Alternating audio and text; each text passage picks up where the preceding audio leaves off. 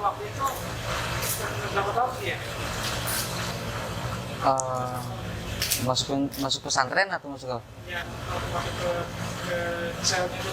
Oh, masuk ke sel ya, saya sempat masuk ke sel kurang lebih 1 tahun 4 bulan. Dan setelah dari dalam sel itu saya masuk rehabilitas selama 4 bulan.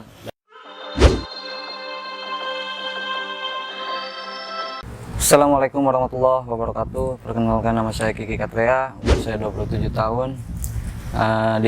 Mungkin di konten ini saya akan bercerita tentang pengalaman saya, yang dimana notabene saya dulu adalah salah satu pemakai narkoba dengan jenis-jenis berbagai macam jenis narkoba, dan hingga pada akhirnya saya ngerasa penyesalan, dan alhamdulillah sekarang saya udah hijrah, udah bersih. Berkat bantuan dari kedua orang tua juga untuk mempertebal, untuk memberi contoh kepada orang-orang seiman, untuk orang-orang muslim ataupun non muslim, bahwasannya kita memakai narkoba itu tuh adalah salah satu hal yang sangat rugi untuk diri kita sendiri maupun untuk orang-orang di sekitar kita. Dan Kalau boleh tahu Kang, kan tadi di pondok pesantren Kang ya, itu berapa tahun Kang? Saya pondok pesantren tuh 4 tahun. 4 tahun itu masih sekolah. Masih sekolah ya? Iya. Oke. Nah kemudian mulai mengenal narkoba itu selepas dari pondok atau pas lagi pondok tuh, ketika mungkin pulang ke kampung? Mungkin untuk mulai dari narkoba itu setelah lulus dari sekolah.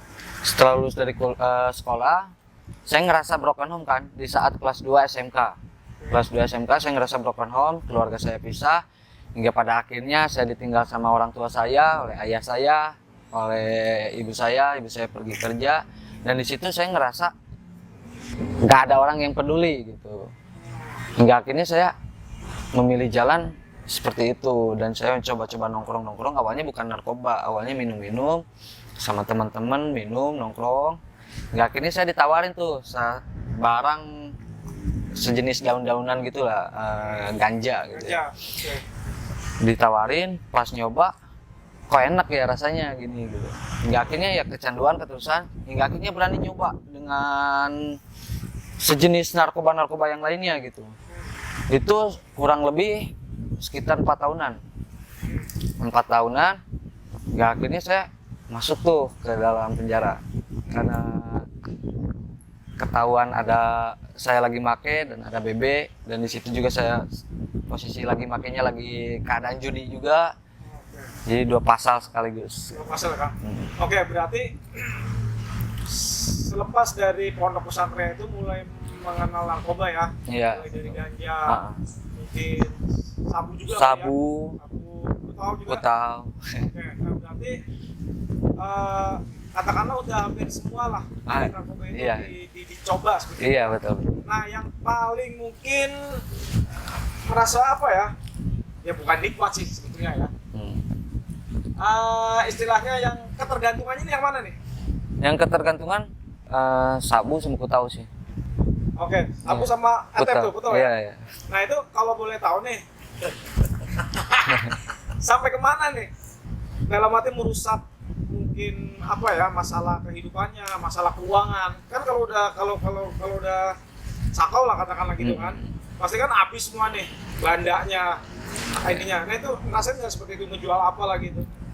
Kalau untuk ngerasain itu sih alhamdulillah nggak pernah ngerasain, karena di saat saya lagi kayak gitu tuh alhamdulillah Allah ngasih rezeki saya untuk terjun ke dunia seperti itu dipermudah gitu. Dipermudah hingga akhirnya ya itu terus-terusan gitu. Dan untuk masalah kesiksanya sebenarnya di saat saya mau hijrah benar-benar kesiksa. Berarti itu udah kerja tuh? Itu saya alhamdulillah kebetulan dulu buka usaha. Buka usaha di daerah Rawamangun, Jakarta. Nah berarti waktu itu udah mulai mendapat penghasilan yang lumayan lah ya. Iya. Tapi juga untuk pengeluaran tadi yang belanja yang itu, iya, mungkin minus ya lama-lama ya. Lama-lama minus. Seperti itu ya. Iya, betul. Itu berapa tahun Kang? Iya, itu sekitar 1 tahunan lah. Saya ngerasa kok kayak gini-gini terus sih gitu, ngerasa kayak gini gitu. Tapi karena itu udah ketergantungan, ya saya harus melakukan seperti itu gitu.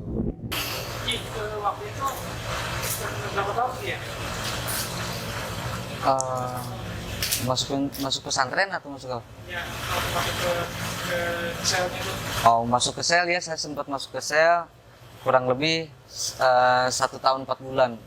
Dan setelah dari dalam sel itu saya masuk rehabilitas selama 4 bulan dan alhamdulillah berhasil dengan jerih payah dan dukungan dari kedua orang tua, dukungan dari saudara-saudara, dukungan dari teman-teman untuk saya hijrah. Alhamdulillah saya bisa gitu melalui itu semua. Kalau orang tua gimana waktu itu? Tahu awal buah hatinya anaknya itu? Kalau orang tua mungkin sedih ya, sedih, dan orang tua nggak bisa ngomong apa-apa lagi karena di setiap orang tua ngomong, kenapa sih lu make-make kayak ginian?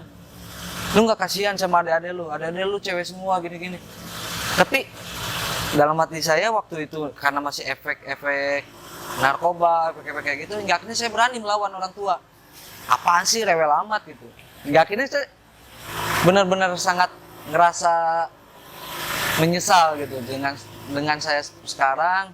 Sempat orang tua saya membenci saya karena saya seperti itu, dan sebenci apapun orang tua saya, di saat saya masuk ke dalam sel tetap orang tua saya ngebela saya, enggak ngebelain saya untuk bisa keluar lagi tuh, bela ini itulah gitu. Perjuangannya sungguh-sungguh sangat besar. Nah, mulai setelah masuk ke penjara itu baru mulai sadar olahraga sembuh atau cuma benar-benar stop itu olahraga? Sebenarnya ada ancaman. Pertama ada ancaman. Jadi setelah saya keluar dari penjara, di penjara pun saya masih make. Di penjara saya masih make. Pas setelah keluar, saya ada ancaman dari saudara saya. Lu kalau masih mau pakai kayak gituan, lu ngerugiin keluarga lu mendingan mati sekarang. Dan pistol itu ada di kepala saya di situ. Oh, sempat diancam pakai pistol? Sempat. Lu mendingan mati aja. Hingga akhirnya, udah deh, gue coba berhenti gitu kan. Saya nggak mau mati konyol gitu kan. Di situ saya nyoba berhenti, tapi nggak bisa. Selama 1 bulan itu saya nggak bisa. Tetap karena ketergantungan kan. Saya ngerasa sakau, saya sangat ngerasa benar-benar kayak disiksa, kayak digebugin lah ini itu lah gitu. Sakit banget ya? Iya, sampai saya ngerusak barang-barang di rumah gitu, sampai TV, handphone, apalah ini itu, sampai saya lempar-lemparin gara-gara saya ngerasain sakau itu gitu. Berarti masuk rehab berapa bulan? Masuk rehabilitas itu sekitar 4 bulan. 4 bulan ya? 4 bulan.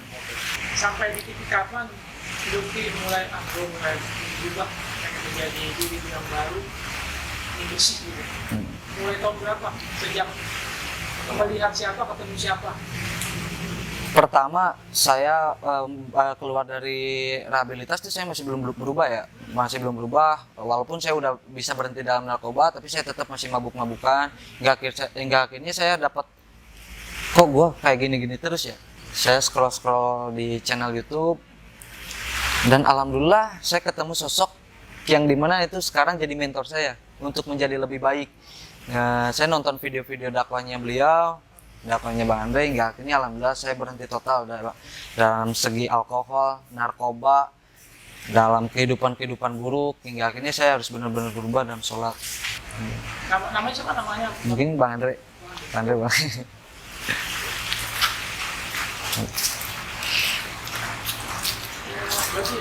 Nah, ini mentor saya yang benar-benar udah saya anggap sebagai udah lebih dari abang, udah lebih dari ayah.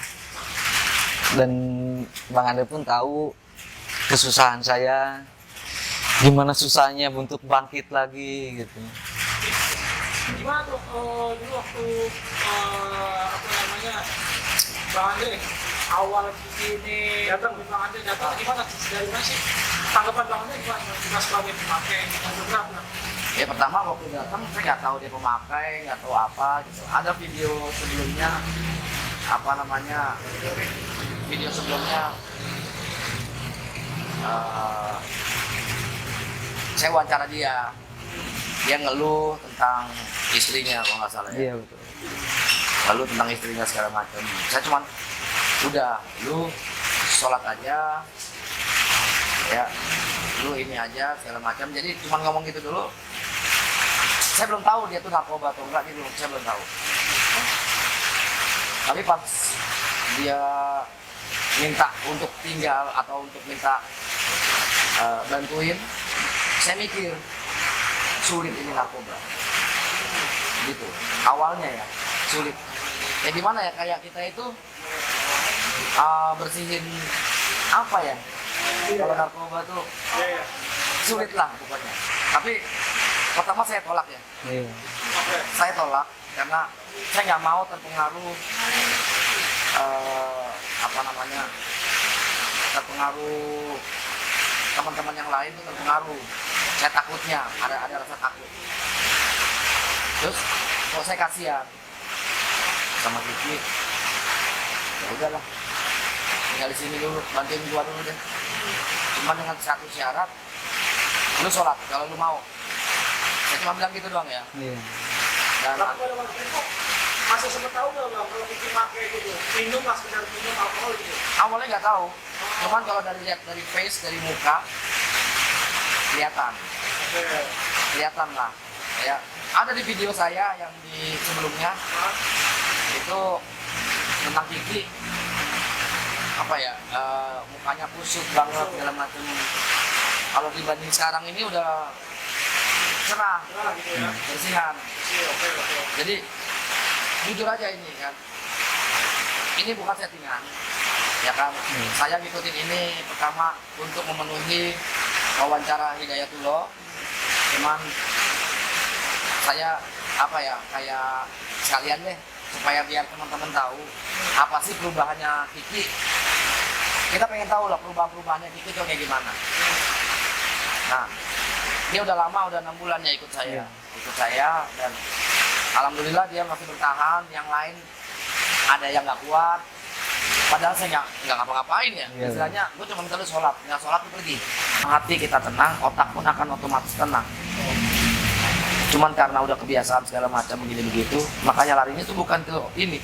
Nah, saya cuma kasih kayak begitu untuk motivasi sebenarnya buat si siapa namanya, si Kiki nih. Kiki. Allah tuh kapan manggil? Allah itu mau manggil kapanpun. Ya. Nggak tahu waktu ya, Bang, Ada ya? waktu kapan aja. Iya, benar. Nah, lu mau bertobat apa enggak? Takutnya pas lagi dipanggil, lagi nyekek botol. Itu dia. Makanya di situ. Itu ada teguran dari teman Kiki juga yang pengalaman meninggal di saat gitu sama Kiki. Karena ada hadis atau mungkin ungkapan ulama bahwasanya kematian seseorang itu tergantung dengan hobi. Iya, dengan keperilakuannya, betul. Nah, setelah Bang Andre ngobrol kayak gitu, di situ kayak Kiki inget dengan masa lalu Kiki gitu ya. Inget, oh iya ya, teman gua aja dulu meninggal di keadaan kayak gini. Ngeri ya? Betapa sakitnya dia nanti disiksa gitu. Gitu. Hingga akhirnya menjadi teguran. Tapi di situ saya dulu sempet sholat karena Bang Andre ngasih tahu kan, lu sholat dulu deh. Gak apa-apa, lu belum bisa berhenti, lu sholat. Itu sebelum Kiki tinggal di sini ya. Iya. Ya sebelum tinggal di sini. Terus dia datang lagi. Di situ gue nyoba sholat, tapi saya habis sholat mabuk lagi gitu kan. Hingga akhirnya saya dapat mimpi juga di situ. Ada sosok kakek-kakek yang datang dan dia nyebut tolol dan bego ke Kiki. Lu bego, lu tolol. Lu buat apaan sholat kalau lu masih minum? Di situ. Hingga akhirnya pas di situ bangun, sampai kebangun kan. Iya, gue percuma sholat kalau gue masih minum gitu. Hingga akhirnya ada dua pilihan tuh, antara berhenti sholat atau berhenti mabuk gitu kan. Kalau berhenti sholat berarti putuslah semua amalan gue. Di saat gue mati, neraka lah balasannya gitu kan. Di saat gue memutuskan untuk berhenti mabuk, berarti ya insya Allah surga balasannya gitu kan. Tinggal pilih tuh mau surga atau neraka gitu. Karena neraka itu tuh berbayar, beda dengan surga. Kalau surga gratis, kita mau mabuk harus beli dulu pakai duit. Hasilnya apa? Neraka. Beda dengan sholat. Kalau sholat kita pengen ke surga, pada akhirnya ya kita cuman untuk berserah kepada Allah, hanya meluangkan waktu aja, itu doang gitu. Ya, Berarti ujangan-ujangan dari Bang Ade masuk lah ya? masuk, alhamdulillah Pesan-pesan masuk. Bang Ade, Cak. Iya. Ya. Pada saat lu sholat, apa yang lu rasain di hati lu Di hati. setelah sholat? Nah, itu dia. Gitu aja. Itu lebih nikmat. Makanya saya bilang, lu mau nikmat hidupnya, ikutin metode gua, ikutin cara gua. 1 minggu aja, saya bilang gitu sama dia. 1 minggu lu ikutin gua. Kalau lu bisa ikutin, lanjut lagi 1 minggu. Kalau bisa ikutin, lanjut lagi 1 minggu. Kalau tidak bisa, keluar. Silakan pergi. Gitu loh. Jadi saya gini, kalau enak nggak? Enak sih, Bang. Lanjut seminggu lagi. Lu mau balik lagi aja. Kayak gitu. Jadi nggak paksa, saya nggak paksa untuk ayo dong berubah, enggak.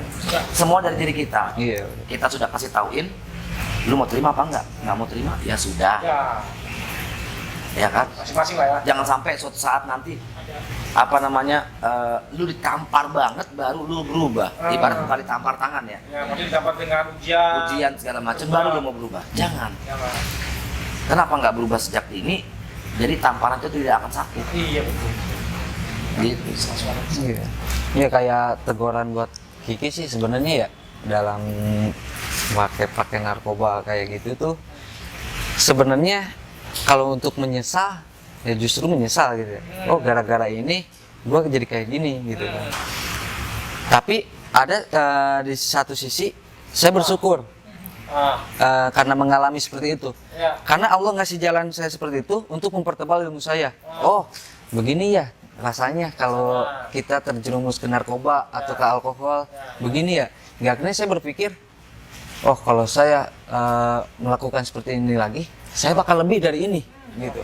Mungkin kemarin saya 1 tahun lebih masuk penjara. Mungkin besok saya udah nggak punya apa-apa, masuk penjara, mampus tuh, meninggal di dalam ada penjara. hikmah lah ya, Ki? Iya, di situ hikmahnya di situ gitu. Oke, pertanyaan terakhir Ki. Oke. Karena ini untuk pemirsa langsung hidayah di channel. Channel nih.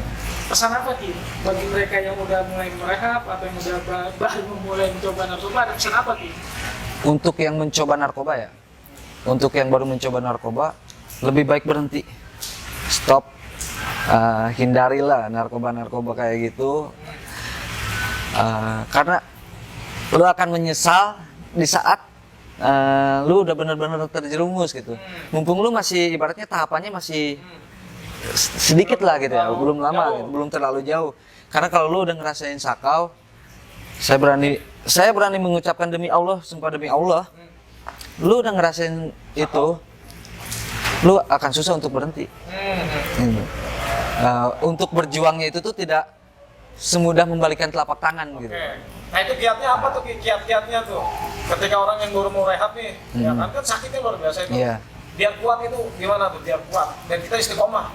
Biar itu mungkin kalau di tempat rehabilitas ada obat-obatnya juga Oke. gitu kan ya. Nah, selain Ada itu, obat. Selain itu mungkin diisi dengan zikir.